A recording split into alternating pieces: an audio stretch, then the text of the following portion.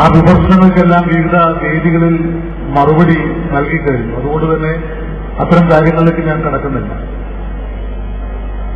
പക്ഷെ ഒരു കാര്യം ഞാൻ ആവർത്തിച്ച് പറയുകയാണ്.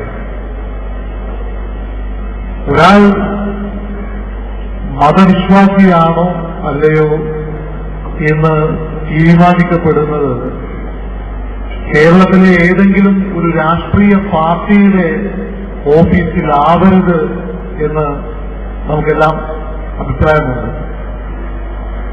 ഏതെങ്കിലും ഒരു രാഷ്ട്രീയ പാർട്ടിയുടെ ഓഫീസിൽ നിന്ന് ഇയാൾ ഇസ്ലാമല്ല, ഇയാൾ വിശ്വാസിയല്ല എന്ന് പ്രഖ്യാപിക്കുന്നത് തന്നെ അനിസ്ലാമികമാണ് എന്നാണ് ഞാൻ കരുതുന്നത്. പ്രത്യേകിച്ച് ഇസ്ലാമിക ധാർമ്മിക ചിന്തകളിൽ പ്രവൃത്തികളിൽ ഒക്കെ അപ്പുറത്തുള്ള ചിലരെങ്കിലും കാണിച്ചു വന്നിട്ടുള്ള കാര്യങ്ങളെല്ലാം ഈ സമൂഹത്തിൽ എല്ലാവർക്കും അറിയാവുന്നതാണ്.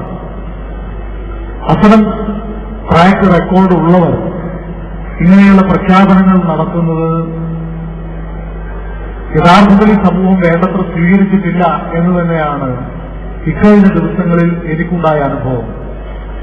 സുന്നി പ്രസ്ഥാനത്തിന്റെ ഏറ്റവും സ്വീകാര്യമായ വരവേൽപ്പാണ് ചെയർമാൻ എന്നുള്ള നിലയിൽ എനിക്ക് ലഭിച്ചത്. ചെയർമാൻ എന്നുള്ള നിലയിൽ എനിക്ക് പ്രഖ്യാപിക്കാനുള്ള ഒരു കാര്യം, വഖഫ് ബോർഡ് എന്ന് പറയുന്നത് കേരളത്തിലെ മുസ്ലിം സമുദായത്തിന്റെ പൊതുവിൽ സുന്നി പ്രസ്ഥാനത്തിന്റെ പ്രത്യേകിച്ചും അതിന് അവകാശപ്പെട്ട വഖഫ് ബോർഡ്. പക്ഷേ വഖഫ് ബോർഡിൽ രജിസ്ട്രേഷന് വേണ്ടി അപേക്ഷിച്ചിട്ട് ധാരാളം സ്ഥാപനങ്ങൾ ഇപ്പോഴും നിരാകരിക്കപ്പെട്ട് കിടക്കുകയാണ്. എനിക്ക് നൽകിയ നിവേദനത്തിൽ 400ഓളം സ്ഥാപനങ്ങളുണ്ട് എന്നാണ് പറയുന്നത്.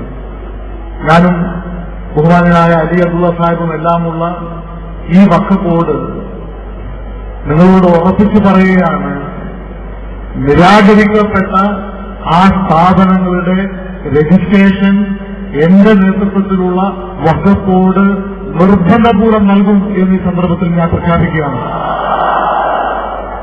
രാഷ്ട്രീയമായ വിവേചനങ്ങളുടെ താത്കാലികമായിട്ടുള്ള അഭിപ്രായ ഭിന്നതകളുടെ പേരിൽ ആർക്കും രജിസ്ട്രേഷൻ നിഷേധിക്കാൻ പാടില്ല.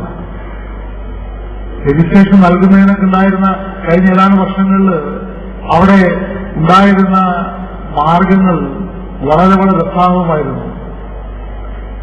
ഏതോ ഒരു പത്രത്തിൽ പരസ്യം കൊടുക്കും, അതാരും കണ്ടുകൊള്ളുന്നില്ല. അതിനുശേഷം ഈ രജിസ്ട്രേഷൻ അപേക്ഷിച്ച സ്ഥാപനങ്ങൾ അപേക്ഷ തള്ളുകയാണ്. അങ്ങനെയെല്ലാമുള്ള വിവേചനങ്ങൾ സുന്നി പ്രസ്ഥാനത്തോട് കാണിച്ചിരുന്നു എന്നത് സത്യമാണ്. ഒരു കാര്യം ഞാൻ പറയാം, അതിന് കണക്ക് തീർത്തുകൊണ്ടല്ലാതെ ഞങ്ങൾക്ക് മുന്നോട്ട് പോകാനാവില്ല എന്ന വിശ്വാസം അവരെല്ലാമുണ്ട്. മറ്റ് കാര്യങ്ങളിലേക്ക് ഞാൻ കടക്കുന്നില്ല. വഖഫ് ബോർഡ് സാമൂഹ്യക്ഷേമ പ്രവർത്തനങ്ങൾ ഏകോപിപ്പിക്കേണ്ട ഒരു സ്ഥാപനം കൂടിയാണ്. മുസ്ലിം സമുദായത്തിലെ ഏറ്റവും പാവപ്പെട്ട ആളുകൾക്ക് ജീവകാരുണ്യപരമായിട്ടുള്ള കാര്യങ്ങൾ നിർവഹിക്കേണ്ട സ്ഥാപനം കൂടിയാണ്. പക്ഷെ ആ ദൗത്യം വേണ്ടത്ര ഫലപ്രദമായിട്ട് നിർവഹിക്കാനാകുന്നില്ല എന്ന ദുരവസ്ഥയുണ്ട്. പല കാരണങ്ങളും അതിനകത്തുണ്ട്. ഫണ്ടില്ലാത്തതാണ് ഒരു കാരണം. സർക്കാർ നൽകുന്ന 50 ലക്ഷം രൂപ കൊണ്ട് ഇതൊന്നും വേണ്ടത്ര നിർവഹിക്കാൻ കഴിയില്ല. ഇപ്പോൾ തന്നെ വഖഫ് ബോർഡ് നൽകിക്കൊണ്ടിരിക്കുന്ന പെൻഷൻ ഏകദേശം 30 ലക്ഷം രൂപ അതിന് കഴിച്ചാൽ ബാക്കിയുള്ള 20 ലക്ഷം രൂപയാണ് ഈ വിവാഹധന സഹായം, ചികിത്സാ ധനസഹായത്തിനൊക്കെ നൽകുന്നത്. അത് അപര്യാപ്തമാണ്. അതുകൊണ്ട് ഒന്നാമതായിട്ട് ഞങ്ങൾ സംസ്ഥാന ഗവൺമെന്റിനോട് നൽകുന്ന ഗ്രാന്റ് വർദ്ധിപ്പിക്കണം എന്ന് ആവശ്യപ്പെടുന്നു. അതോടൊപ്പം കേന്ദ്ര തലത്തിൽ നിന്ന് നമുക്ക് വാങ്ങാൻ കഴിയുന്ന ഫണ്ടുകൾ വാങ്ങാൻ കഴിയണം. അതുപോലെ നിരവധി സോഴ്സുകൾ ഉണ്ട്. അതെല്ലാം ഉപയോഗപ്പെടുത്തി വഖഫ് ബോർഡിനൊരു നല്ല മുഖം, സാമൂഹ്യക്ഷേമത്തിന്റേതായിട്ടുള്ള, സമുദായക്ഷേമത്തിന്റേതായിട്ടുള്ള ഒരു നല്ല മുഖം നൽകാൻ ഞങ്ങൾ പ്രതിബദ്ധതയോടെ പ്രവർത്തിക്കും എന്നുകൂടി പറയുകയാണ്.